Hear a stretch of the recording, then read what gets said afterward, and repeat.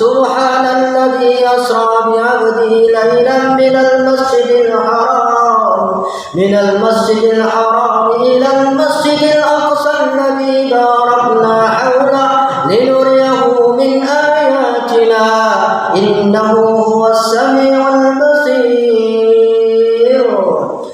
Maha suci Allah Subhanahu wa taala yang telah memperjalankan hambanya Muhammad sallallahu alaihi wasallam di satu malam saja dari Masjidil Haram di Makkah Al-Mukarramah sampai Masjidil Aqsa di Palestina sana untuk Allah Subhanahu wa taala memperlihatkan tanda-tanda kebesaran Allah, linuriyahu min ayatina innahu was-samiul basir. Sesungguhnya Allah Maha mendengar lagi Maha melihat terhadap hambanya. Saat-saat sebelum peristiwa Isra Mi'raj adalah saat-saat duka citanya Nabi kita Nabi Muhammad sallallahu alaihi wasallam. Betapa tidak berduka istri beliau Khadijah Al-Kubra dipanggil oleh Allah wafat. Begitu juga pamannya Abu Thalib yang sedari kecil mengasuhnya, kemudian membentengi pribadinya dari gangguan-gangguan orang-orang kafir. Dan lebih pedihnya Abu Thalib ketika meninggal dunia diajak beriman oleh Nabi kita Muhammad sallallahu alaihi wasallam. Ya ammi qul la ilaha illallah. Wahai pamanku, ucapkan la ilaha illallah sampai 3 kalinya. Maka Abu Thalib tidak mau beriman. Naudzubillahi min dzalik. Ketika Abu Thalib sudah meninggal, maka permusuhan orang-orang kafir Quraisy semakin menjadi-jadi sehingga kaum muslimin diembargo secara ekonomi selama 3 tahun lamanya. Ketika terjadi yang demikian itu, seorang pemimpin, seorang pahlawan tidak boleh sedih berkepanjangan, maka Allah berkenan untuk mentamasyakannya dari Masjidil Haram ke Masjidil Aqsa sampai ke Sidratil Muntaha. Karena peristiwa yang demikian dahsyat inilah, banyak saat itu orang-orang beriman pun yang ragu untuk menerima peristiwa yang demikian itu, Isra Mi'raj. Dan pada saat yang demikian dimanfaatkan pula oleh Abu Jahal, Abu Lahab, mengumpulkan orang-orang Quraisy, mengumpulkan orang-orang yang beriman untuk mendengarkan apa yang dikatakan oleh Muhammad sallallahu alaihi wasallam. Dia mau mengambil untung, mau mengambil fitnah. Kalian sudah dengar apa yang dikatakan Muhammad. Dia berjalan 1 malam saja, yang kita kadang berjalannya 3 sampai 4 bulan lamanya. Dia mengatakan 1 malam saja. Apakah kalian masih percaya kepada Muhammad itu? Dia itu pendusta dan lain sebagainya. Bahkan ketika Abu Bakar As-Siddiq belum ada, Abu Jahal mencari Abu Bakar As-Siddiq. Wahai Abu Bakar, temanmu mempunyai cerita, datanglah ke sana. Wahai Muhammad, ini Abu Bakar sudah datang, silahkan cerita. Harapannya ketika Abu Bakar yang senantiasa membenarkan yang dikatakan Muhammad sallallahu alaihi wasallam tidak percaya pada saat itu, maka selesailah sudah dakwahnya Muhammad sallallahu alaihi wasallam. Akan tetapi apa yang dikatakan oleh Abu Bakar As-Siddiq, maka sesungguhnya lebih dahsyat dari itu. Kalau yang mengatakan Muhammad sallallahu alaihi wasallam, maka saya tetap yakin apa yang dikatakan Muhammad sallallahu alaihi wasallam itu benar adanya. Kholifillahi azakumullah. Karena yang memperjalankan adalah Allah Subhanahu wa taala yang Maha Kuasa atas segala sesuatu, maka yang terjadi itu adalah kebenaran. Dan dijelaskan dalam hadis yang diriwayatkan oleh Imam Bukhari, kendaraan beliau yang digunakan tercipta dari kilat, tercipta dari barkun yang disebut dengan borok. Kecepatan cahaya itu 300.000 kilometer per detik, adalah kecepatan yang sangat luar biasa. Kholifillahi azakumullah. Ini yang memperjalankan Allah Subhanahu wa taala, maka itu adalah bukan mustahil.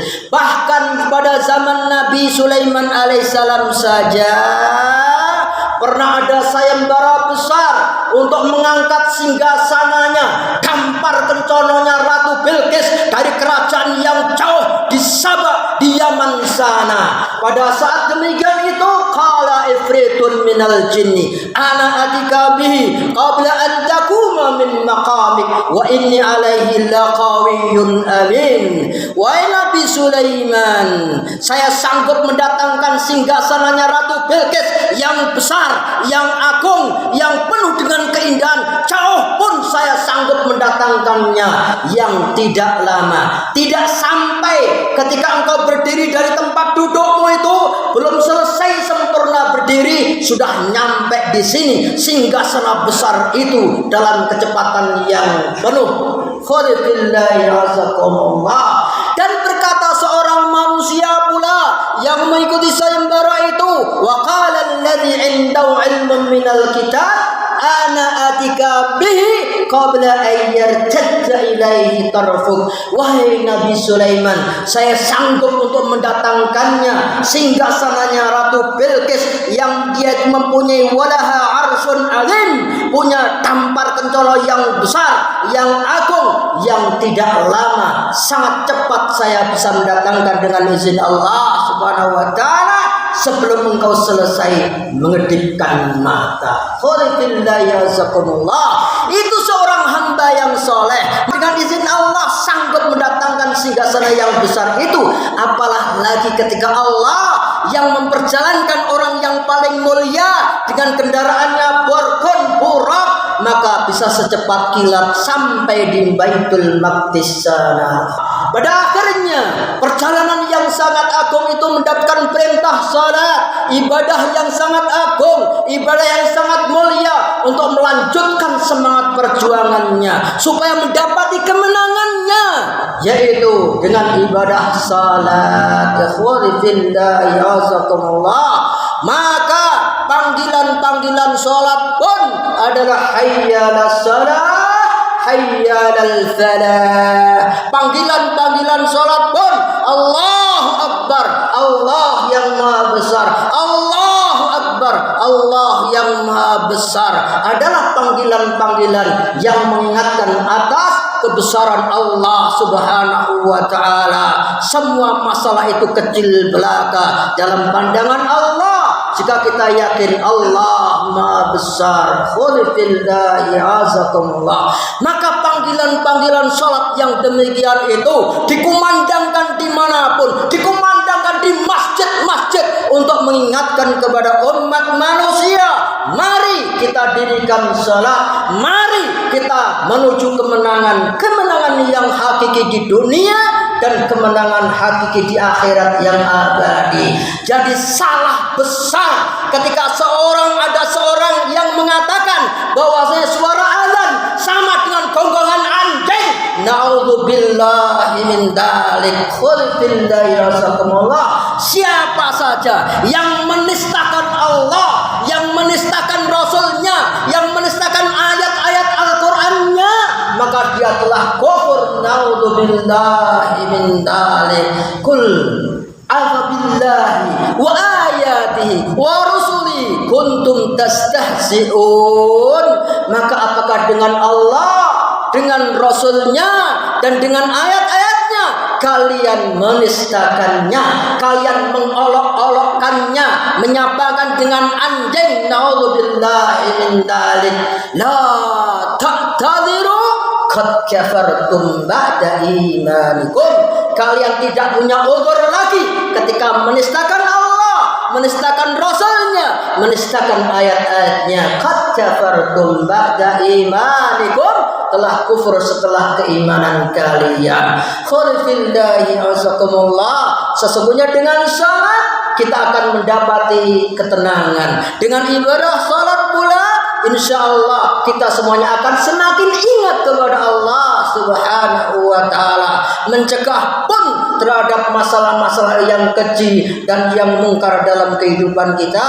Allah Subhanahu wa taala berfirman, "Innas salata tanha 'anil fahsya'i wal munkar wa la dzikrullahi akbar wallahu ya'lamu ma tasna'un." Sesungguhnya salat itu dapat mencegah perbuatan dari perbuatan yang keji dan perbuatan yang mungkar, dan di antara fungsinya pula adalah wala dzikrullahi akbar, bisa benar-benar mengingatkan kita kepada Allah Subhanahu wa taala yang Maha besar, dan Allah Maha melihat apa yang telah kalian kerjakan. Khudhillahi azakumullah.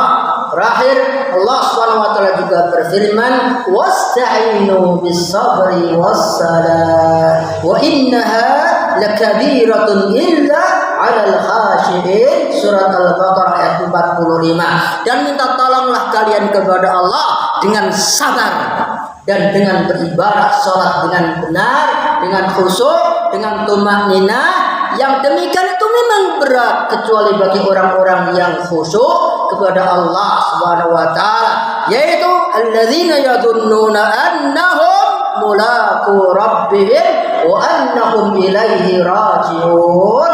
Orang-orang yang bisa khusyuk dalam salatnya, yang bisa baik dalam ibadahnya, yaitu mereka yang yakin sedang menghadap Allah Subhanahu wa taala, atau yakin sedang dilihat oleh Allah dan pasti akan dikembalikan kepada Allah Subhanahu wa taala.